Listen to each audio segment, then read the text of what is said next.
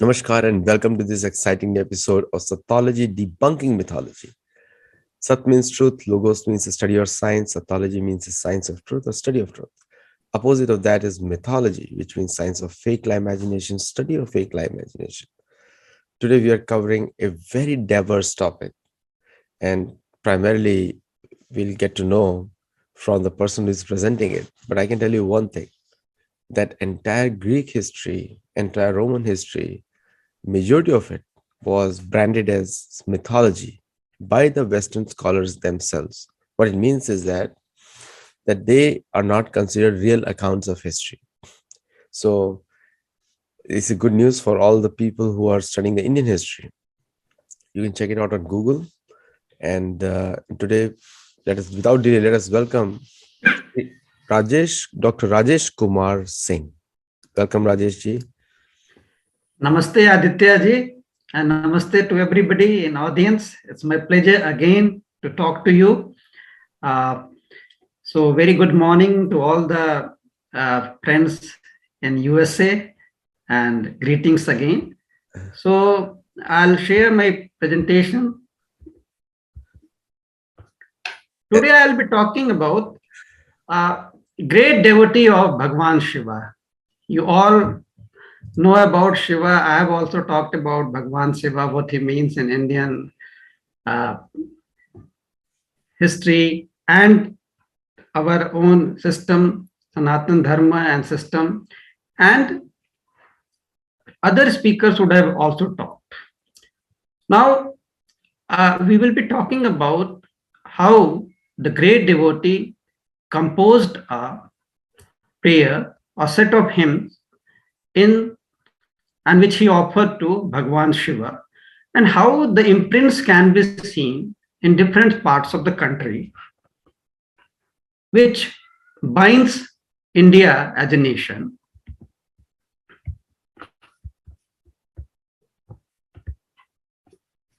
Now, before I move to the manifestation in the art form, I'll just show you the two verses or two shlokas from that stotra, that is the prayer.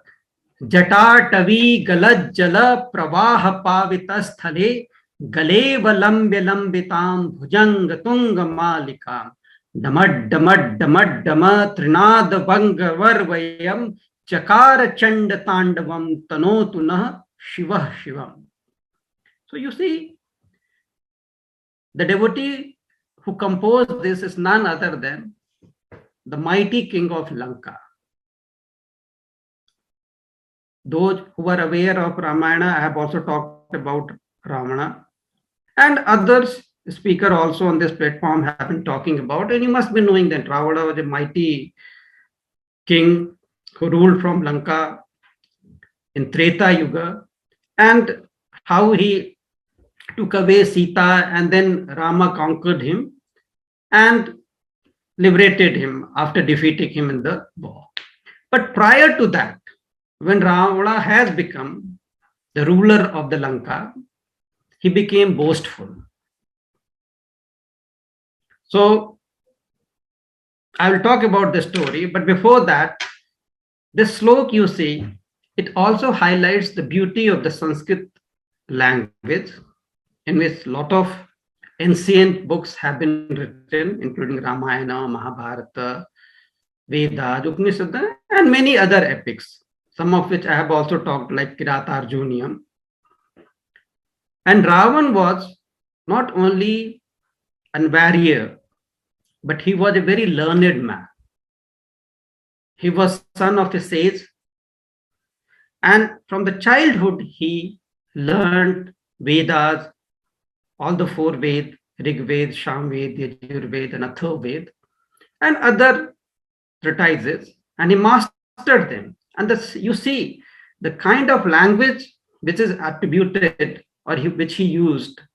Jatatavi galad jala pravaha pavitasthale galeva lambe lambitam bhujang tunga malikam damad damad damad dama trinada vanga marvayam chakara chanda tandavam tanotu nah shiva shivam. So the sound of the verses and the words which have been used are very profound, and it not only matches with the Bhagwan Shiva to whom it has been offered, but also with the might of the Ravana. If somebody else would worship like Rama worshipped, so he say Namami Shamishan Nirvana Rupam. And here you see the words which have been used. Of course, he prays to Shiva and he says that, Hey Prabhu, Hey Bhagwan, for those, for simplification, Hey God, I pray to you, you stay in my mind all the time, and from your jata, that is the matted hair, water in the form of river Ganga, the pious Ganga flows, and in your neck, the tribute of Shiva, you have huge snake, and your damru, small drum, it makes sounds because of which people, others, the bad people, they are very much terrified. So I offer that prayer to you. I like show you another slok also, so that you have the feeling what kind of language Sanskrit is and what kind of the verses Ravana used to offer to Shiva.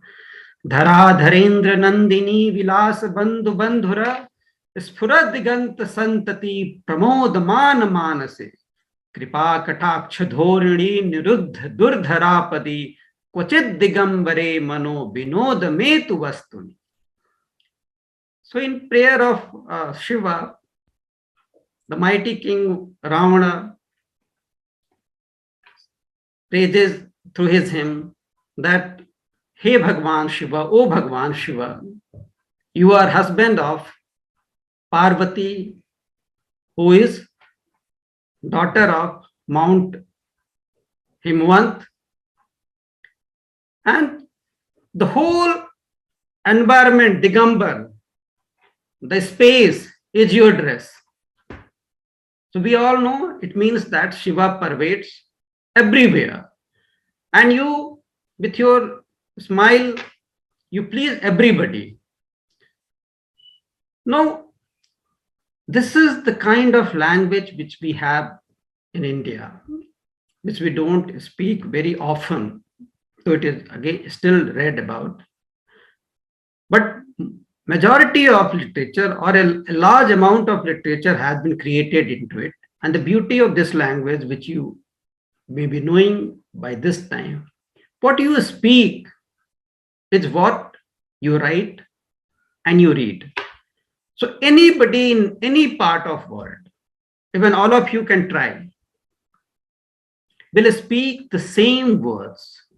It's not like some of the other language like English, that you have to keep certain letters as silent and others you have to speak loudly. No, whatever is written there, whatever you see, you read it and you understand it. So there is very, almost no chance of confusion or ambiguity in understanding. Now, there are few things which we shall understand by Indian Sanatana Dharma, or the ancient cultural heritage, or the cultural heritage which we have imbibed. That though Ravana was believed to be a demon, he composed a prayer in the praise of Bhagwan Shiva. And we in India do recite that prayer. It's not that he becomes an untouchable in a sense that Ravana was a bad character.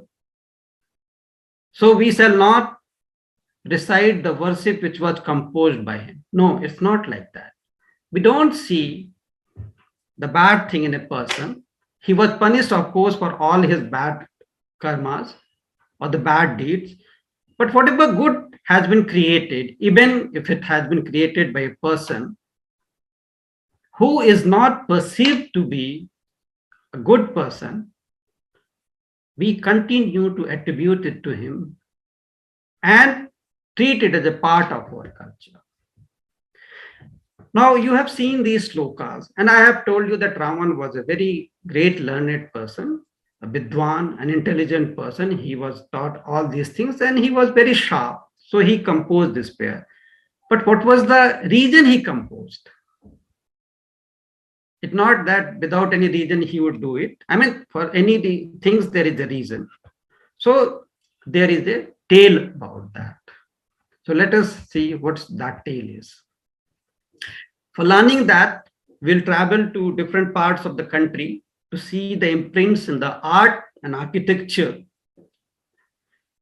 So here on the screen, you can see the island of Gharapuri. In figure F1, you can see island of Gharapuri, this part. And that side is Mumbai, the business capital of India, which you must be knowing about it. Earlier Bombay, now we call it Mumbai after Mumbai Devi. Capital of Maharashtra, a state situated in western part of the India. So you cross Mumbai and come to this Gharapuri. And there, during early medieval period or 6th to 8th century, certain live rocks or hillocks were carved out, chiseled out to create temples. You can read them in tourist pamphlets like caves of Elephanta. No, they are cave temples. They are temples which were carved out there. And there were 6 caves there. One of them is the largest one. And when you enter into the cave, all these have been sculpted. So, of course, I'm not going in detail in the sculptural art, but these are grand sculptures. These are not architectural things. So, what kind of devotion Indians had and how they carried out preserving their heritage and practicing it also. But at the same time, there is unfortunate thing that certain colonial forces or the external forces which came, they did not understand the Indian culture. And because of their prejudices which they carry from their own culture, they would have carried from their own culture, they tried to destroy it. And that you can see at Elephanta also. Now, this is an island which is known because of Elephanta, because Portuguese who came there, they were ruling this part, Mumbai and Goa. So there was a huge statue of elephant, so they named it Elephanta. Beside that, that's fine. Now, when you enter these caves, there is a temple. This is carved as a temple, Shiva temple. Here in figure 3, you can see a linga is there. I have already talked in detail about linga, which is an iconic representation of the Bhagavan Shiva, which is one of the manifestation of supreme consciousness in our culture. And around this, there are pillared central hall is there, or this is the Garbhagriha, and around this you have panels. See, Dwarpals or the doorkeepers are here. And then you have large, huge panels all around it.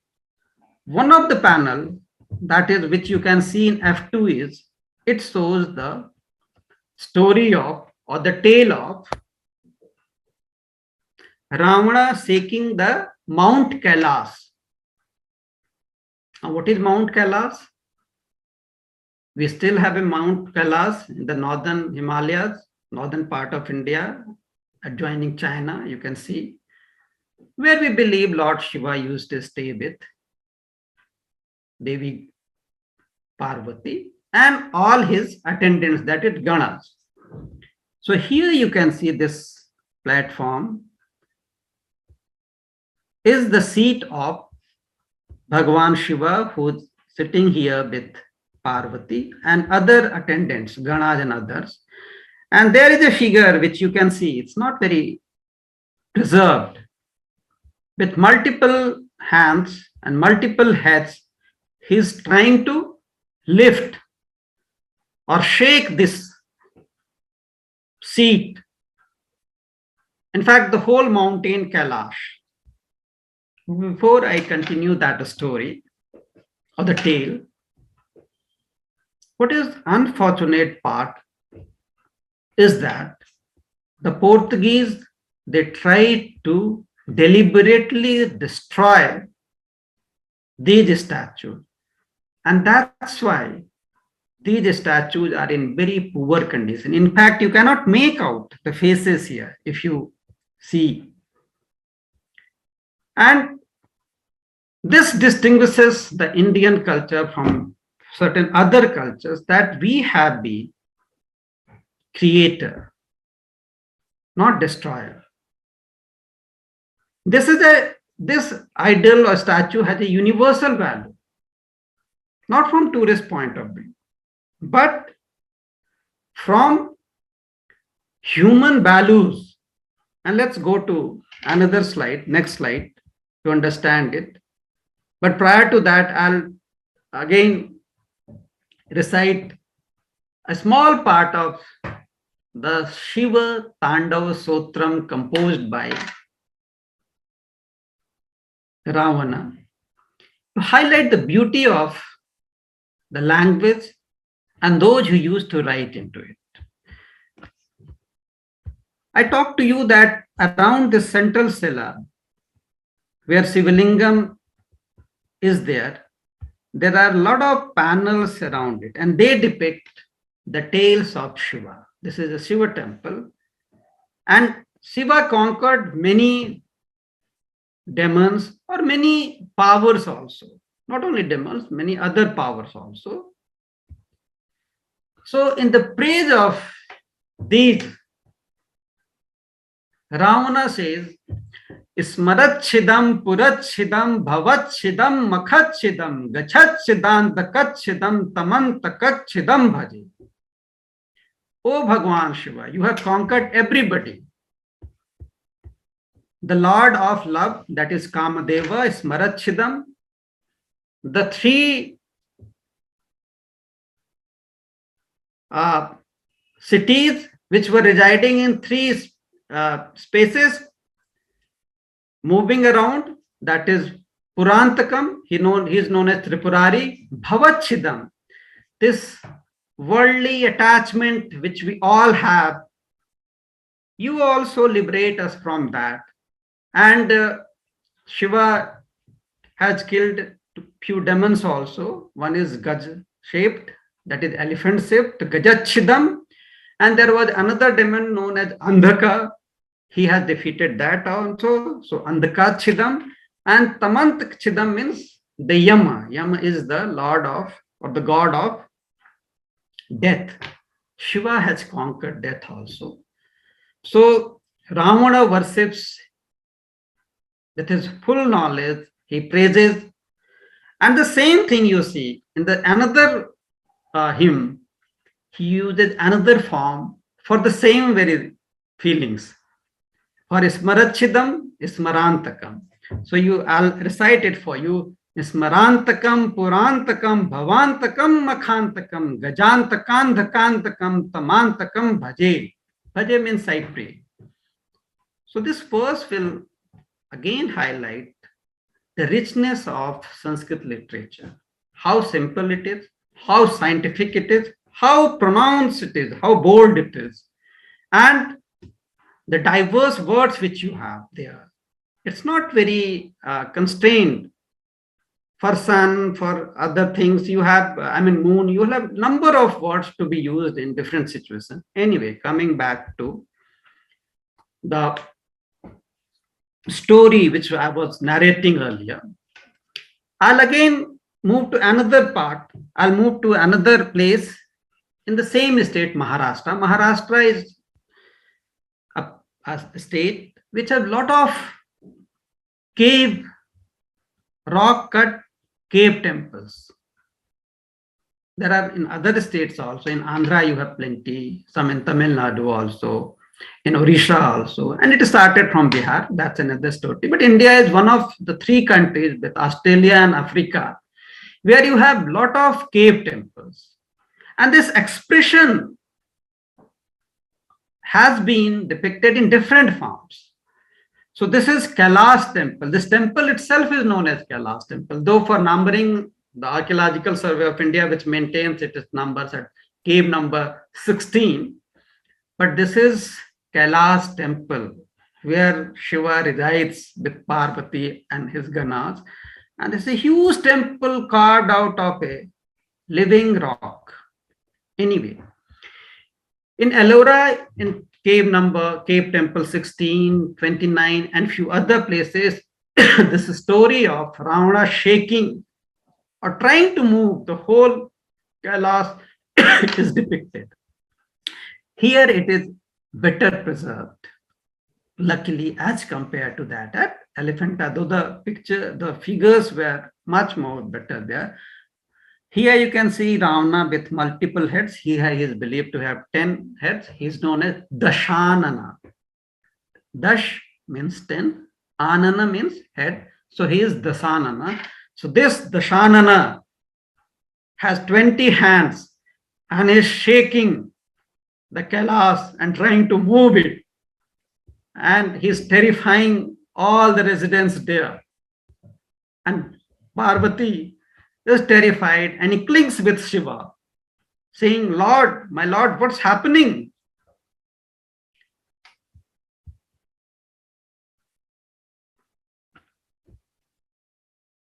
Now I'll tell the story and then come to this temple. So I was telling you that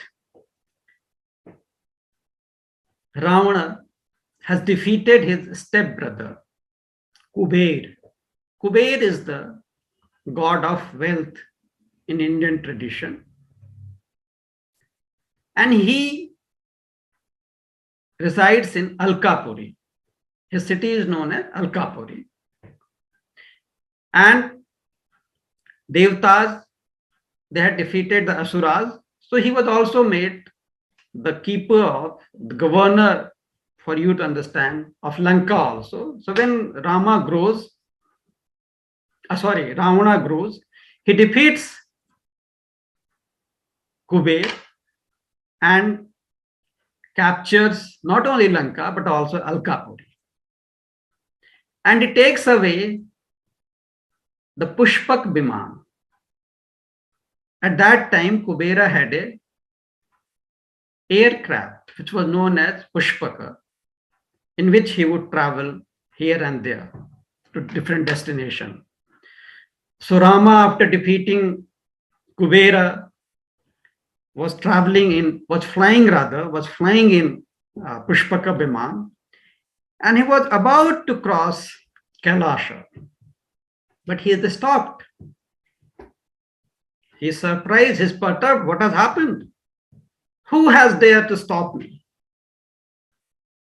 So Nandi, which you often see as a bull mount of Bhagavan Shiva, he was there. He said, Ravana, this is Kailash. This place belonged to Bhagavan Shiva. And Bhagavan Shiva and Parvati are resting. You cannot cross over it. So you move away and go wherever you are going. But Ravana was boastful. He said, how dare, I am Trilok Vijayi. I have conquered all the three worlds, nether world, earth, and space. Who is this bull-faced creature which is trying to stop me? So he mocks Nandi and mocks Shiva also. He says, you don't know me. I am Lankesh. I am the king of Lanka. Move away. So Nandi says, you don't know about the power of Shiva. Kindly go away and don't mock us. Ravana becomes very angry. He says, you are crying like monkey. You are ill-treating me. Go away. Otherwise, I'll kill you.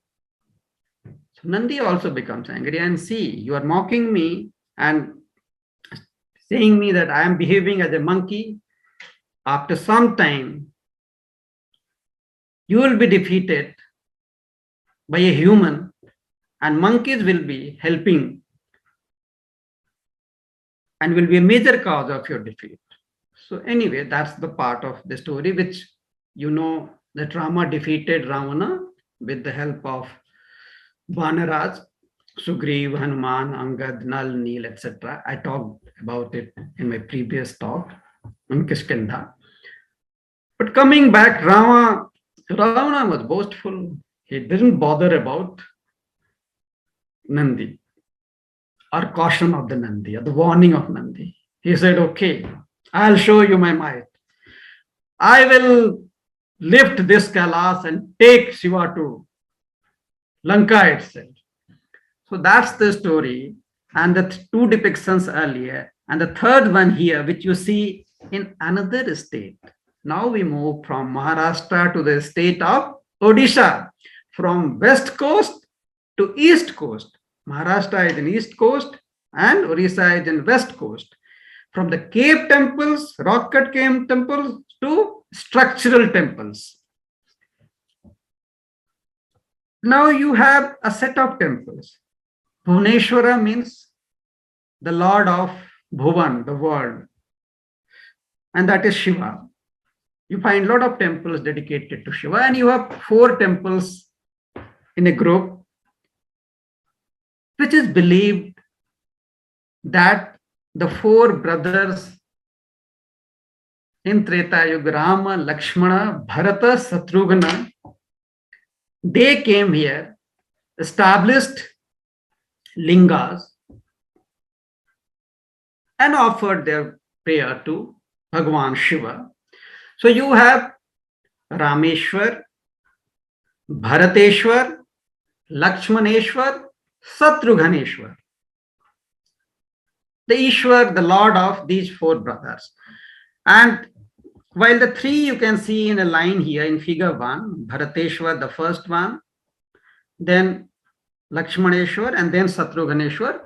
And Rameshwar temple is now across the road. It's a bigger one with a big pond. There's now a modern road in between. But anyway, that is not important. What is important is that on this facade in front of the temple, on Satrughaneshwara, you see Nataraj here, and there is a beautiful panel which depicts the story, which is figure 3, Ravana with all his weapons and with 20 hands. He is trying to shake and lift Kailasha. And you see here Devi Parvati or Goddess Parvati or Bhagavati Parvati is clinging to Shiva. He is terrified.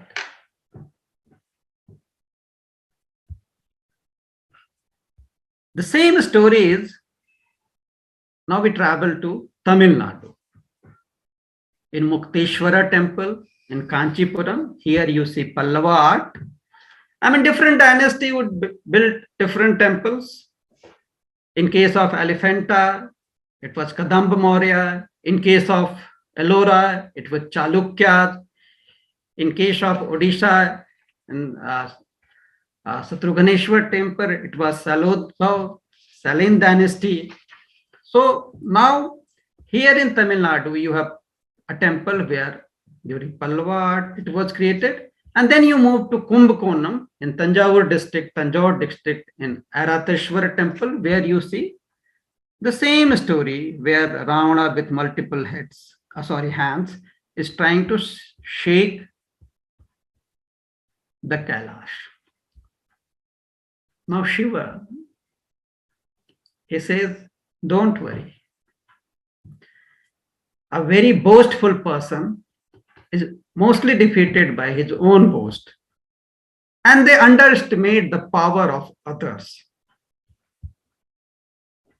So he says, don't worry. He consoles Parvati and other Ganas. And just with a tap of single toe, his right toe, you see here, he's sitting here. And with his toes, he just taps and stabilizes the Kailasha mount. And Ravana is trapped and his hands are crushed. So he cries, oh, what has happened?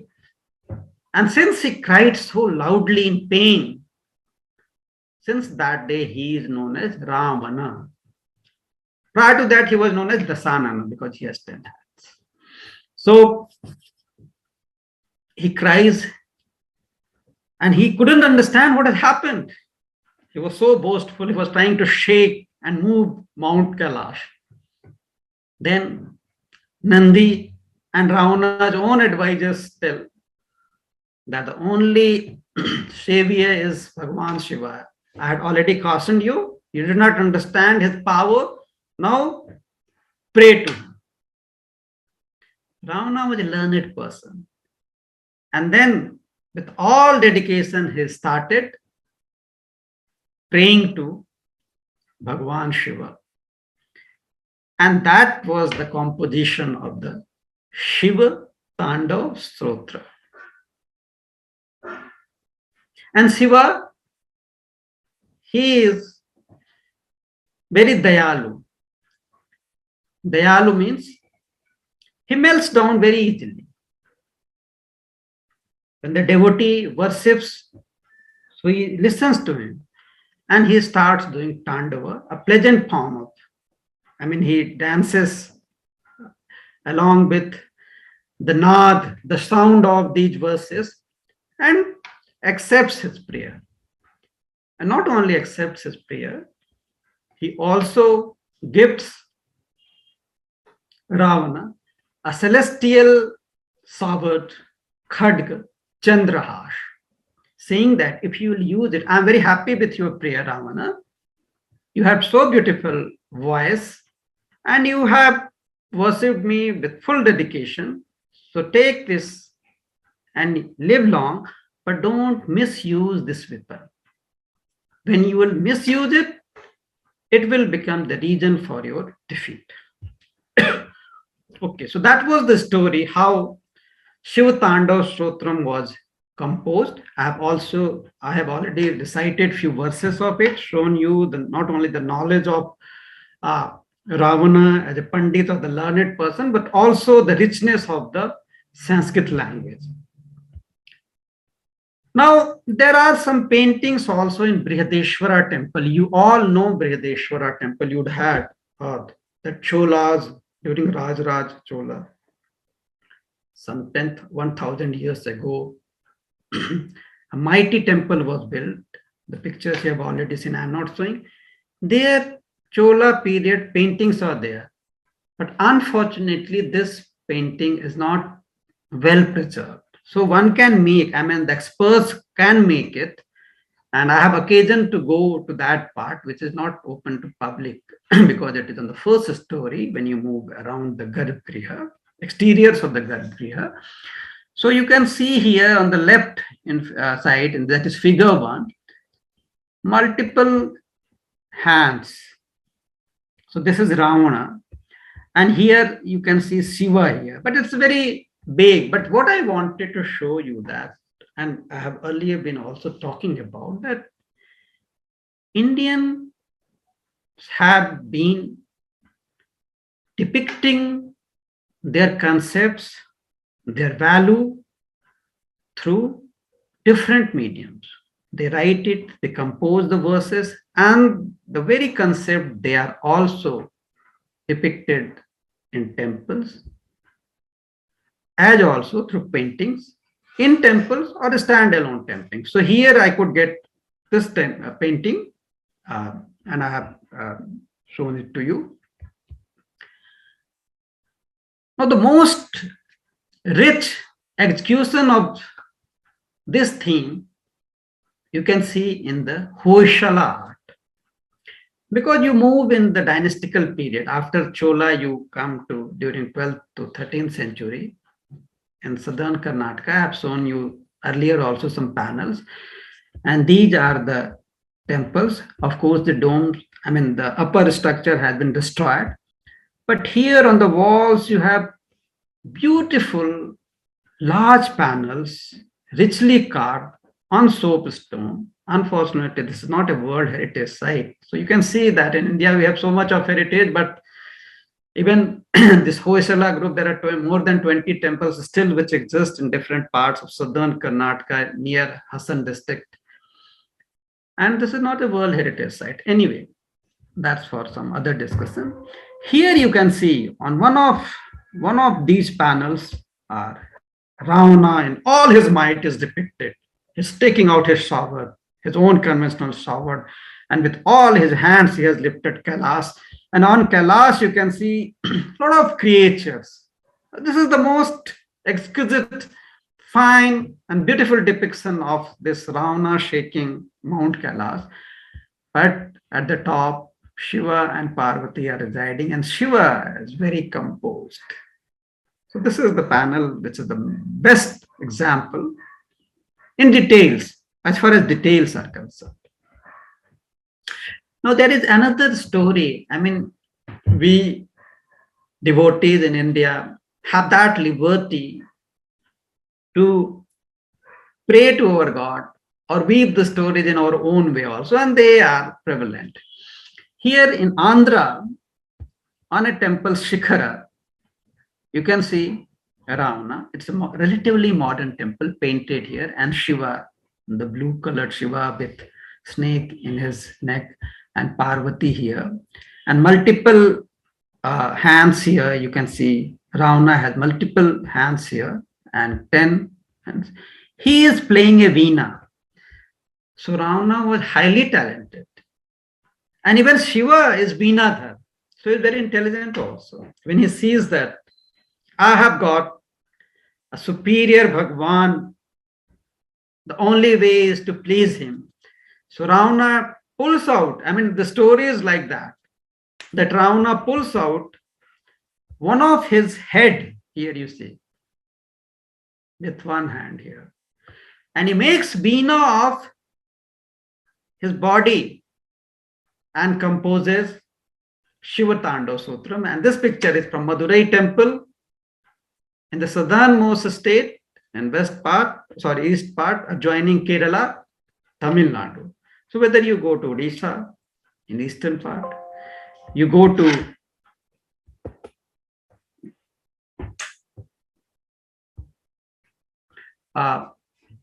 Maharashtra, you go to Karnataka, you go to Andhra, you go to Tamil Nadu, where there was lesser destruction from the exterior forces, you see all this tale manifest in diverse rich traditions, and I have picked few statues to highlight this story. So thank you very much. It was a pleasure to talk to you. Thank you, Rajesh ji, and for sharing this presentation about Ravana prayers, Shiva. Now, if you look at the origins of these prayers, mostly have come from Ramcharitmanas. And is it like that, or where did you? This story is mentioned in Uttarakand of Ramayana. Okay, and also Ramcharitmanas. These shlokas are there. Yeah, then of course, I mean, as I have showed, I did not talk about the literary part because of paucity of time, and I wanted just to show the viewers the richness of the Indian art form, which is a devotional manifestation of devotional concepts. Yeah. So one of the things which comes to the mind is, like most of the people, you mentioned correctly the karma of Ravan was, therefore he was called a Rakshas because of his constantly kidnapping of women and doing all kinds of things which we cannot talk on this channel generally. So so the actions, the karma made him to be called, even though he was a son of a teacher of Brahman, he was, because of his karma, he was called a Rakshas, not by his birth. So his birth by birth he was a Brahmin. Yeah, but his karma was played an important role to be called a Rakshas, isn't it right? That's very true. That's very true. I mean, your deeds make you Devta, or demon, or God. I mean, in Indian tradition, it's not that somebody has been stamped. Yes. And that too, see, Ravana has very contrasting characteristics. He kidnaps Sita, but then because of the prowess of Sita, he didn't, I mean, he made attempt, but did not, when he kept in Asok Vatika, so then he didn't go beyond a limit. He used to threaten and plead, but his behavior was really very contrasting. I mean, because of his teachings, there were still a lot of moral values at that time. No, fear So also. He was scared of death. he was, yeah, he was afraid of the power of the Bhagavati Sita also. Exactly. He was scared of death because most of these Rakshas won't understand the pleading and morality because he had no morality in many ways because of the way his actions were. He used to eat. He was not even a very clearly mentioned many places that he was a human eater, Narabaksh. And also he had he even kidnapped the wife of Kuber, and therefore the Kuber had to run, and he stole the plane from Kuber. Kuber Yes, had the yes, he plane. talked about Puspaka. Pushpak, but beautiful presentation, and also for the viewers to know that for all the people who want to understand, these pictures tell a lot of things, and sometimes these pictures are built on the belief of the person who is authorizing those stone sculptures. Am I right? Very true. See, as I have been telling you, these are depiction on during different periods. Primarily, it started from 6th century itself, and whatever I have shown, even Mopi Devi, it's a modern temple, relatively modern temple. That's right. So, see, I am narrating the story. I will use certain other words and certain things. If you will narrate, others will narrate. So there will be slight variation. So Correct. naturally, when devotees they work under devotee sculpture, they work under their masters, there will be small variation. But that we allow in Indian tradition. That's right. That's right.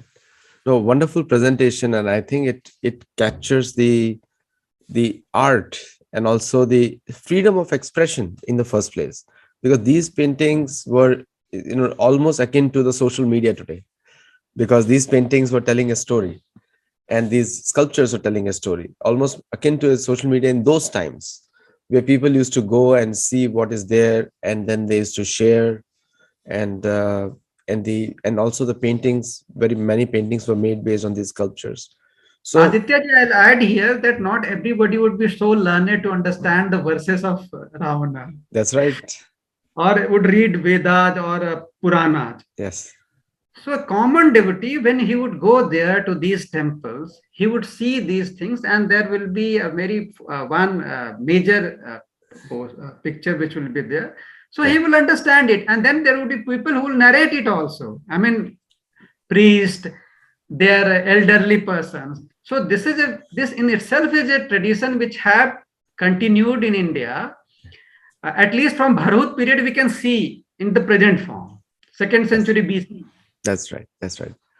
Thank you so much, Rajesh ji, for a wonderful presentation. And I think it just shows that the beauty of Indian cultures, and most of these pictures are taken by his own camera, not shared from Google. So this is the intellectual property of Dr. Rajesh Kumar Singh, and he's a photographer, and he's telling a history through his own lenses, literally through eyes, and this presentation as well as this. So do you sell these paintings or pictures somewhere? No, no. I I think I have not thought about that. I mean, I'm selling it at Sattology for free. I mean, free dissemination. Maybe you can build a coffee book table for people to see, which is a good Yeah, idea. that I will do. Yeah, because you have captured so many different paintings and other things, pictures with your own lenses. It will be a good coffee table for people to see. And also it's a historical record which Indian education system cannot ignore. And that is Sometimes what happen, Aditya ji, I'll tell that there are some temples, like most of them are very popular and very famous also. But this Mopi Devi temple in Andhra, it's not a very popular temple, but I was I mean, it's not on a very famous route also. So I had gone there for certain reasons, but because of my curiosity, I'll take a lot of pictures. And when I was searching for this presentation, I mean, through all my pictures, so I saw, oh, there is a presentation which shows Ravana playing Veena.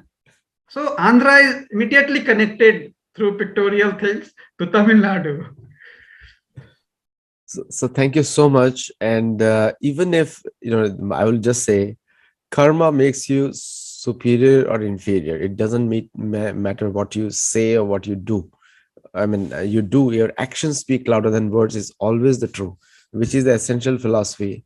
So even though a person may have many, many good, he can play veena, he can play whatever, but the motive of his actions define who that person is also. Yeah, and that's why we burn his effigy till date. Yes. Thank you so much and namaste. And thank you for coming on the show. Namaste Aditya ji, and namaste to everybody in audience. Thank you. And for the audience, I would say, please do comment on the video. We want you to learn and all you wanted to see and comment on the video. Namaskar. Namaste.